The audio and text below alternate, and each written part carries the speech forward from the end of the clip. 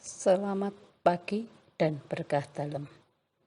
Pagi hari ini kita akan melihat, mempelajari, memahami materi-materi kita selama di kelas 9. Tapi sebelumnya saya ucapkan selamat atas kenaikan kalian naik di kelas yang lebih tinggi, yaitu di kelas 9. Di kelas 9 ini saya mengharapkan bahwa kalian tidak santai-santai tetapi merubah diri. Kalau yang kemarin masih keset-kesetan, males-malesan, sekarang harus lebih sregep, lebih giat karena pelajaran kita itu tidak lama. Kita hanya sebentar, nanti kemungkinan besar bulan April kalian sudah ujian.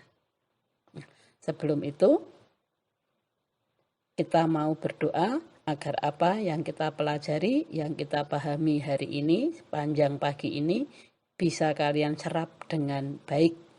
Mari berdoa. Dalam nama Bapa dan Putra dan Roh Kudus. Allah Bapa yang Maha Kasih, syukur kami tunjukkan kehadirat-Mu atas penyertaan dan penyelenggaraanmu, sehingga kami boleh Kau persatukan, boleh Kau pertemukan dalam pagi hari ini. Kini kami akan memahami, akan mempelajari materi-materi yang akan kita pelajari selama kelas 9.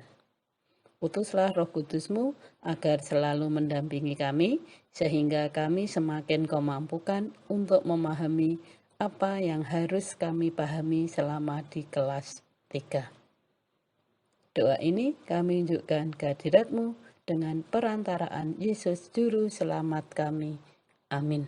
Dalam nama Bapa dan Putra dan Roh Kudus. Amin.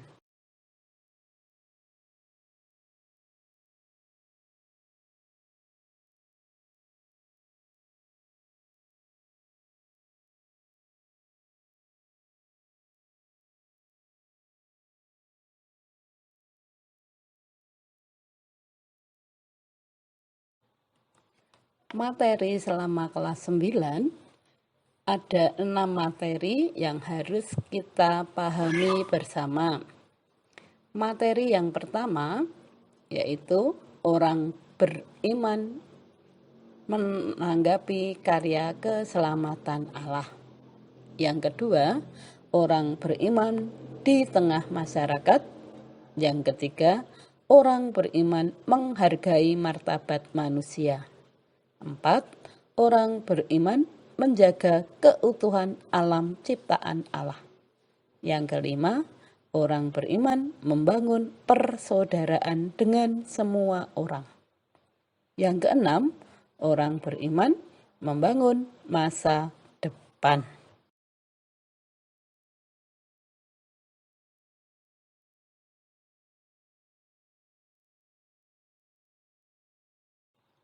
Dari keenam bab itu pun masih dibagi menjadi beberapa subtema.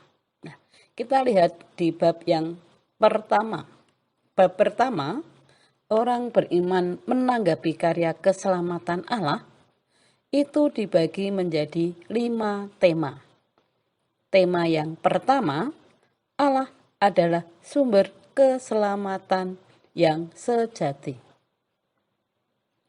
Tema yang kedua, beragama sebagai tanggapan atas karya keselamatan Allah. Yang ketiga, beriman sebagai tanggapan atas karya keselamatan Allah. Nah, antara tema yang kedua dan ketiga ini, kalau anak-anak cermati, hampir sama. Kalau yang kedua adalah beragama sebagai tanggapan atas karya keselamatan Allah. Yang ketiga, beriman sebagai tanggapan atas karya keselamatan Allah. Yang keempat, beriman Kristiani. Yang kelima, Maria teladan hidup beriman.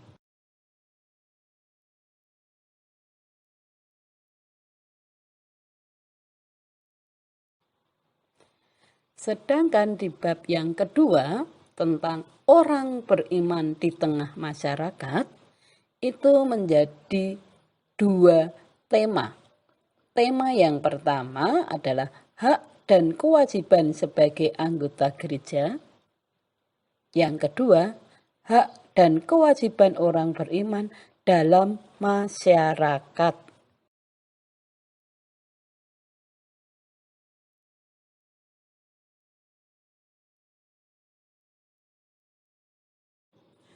Sedangkan bab yang ketiga, orang beriman menghargai martabat manusia, itu pun dibagi menjadi 3 tema. Tema yang pertama, keluhuran martabat manusia. Yang kedua, mengembangkan budaya kehidupan. Yang ketiga, mengembangkan keadilan dan kejujuran. Bab 1 sampai bab 3 ini yang akan kita pelajari selama semester Gasal. Maka harus betul-betul kalian pelajari, kalian resapi, dan bagaimana nanti kalian bisa memahami dari ketiga bab itu di semester pertama atau Gasal. Itu hanya sampai bulan Desember. Nah, kemungkinan besar bulan September kalian sudah tes tengah semester.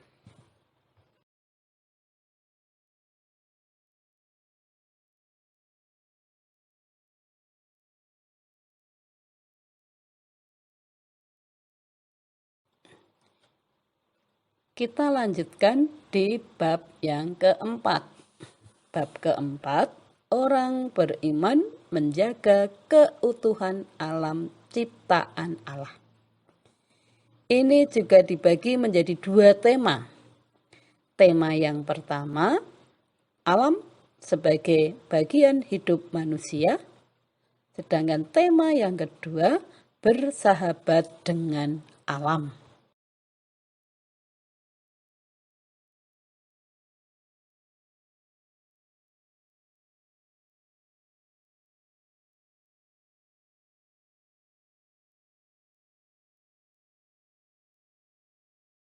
Kita lihat lagi di bab yang kelima.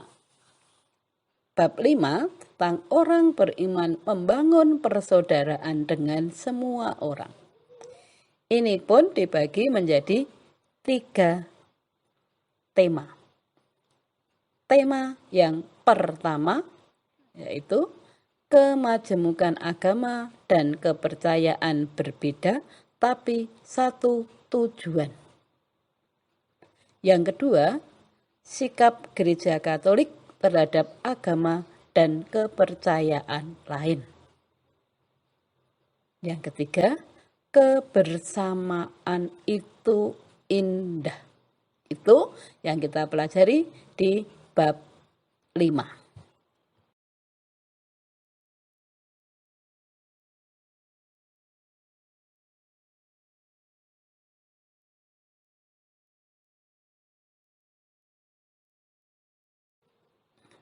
Sekarang kita lihat di bab yang ke-6. Orang beriman membangun masa depan. Di bab yang ke-6 ini, kita pun akan membagi dalam 3 tema. Tema yang pertama, cita-cita demi menggapai masa depan. Kedua, sakramen perkawinan. Dan yang ketiga, sakramen tahbisan. Dari bab 4 sampai bab 6 itu akan kita pelajari selama di semester genap. Semester genap ini hanya sebentar. 3 bulan atau mungkin tidak ada karena hanya akan kita pelajari dari bulan Januari sampai dengan April. Nah, April itu sudah harus selesai atau harus ujian. Maka saya mengharapkan bahwa dalam tema ini betul-betul kalian harus teliti, harus betul-betul mengejar Kalau kemarin masih males-malesan, santai-santai, sekarang di kelas 9 sudah tidak bisa santai-santai.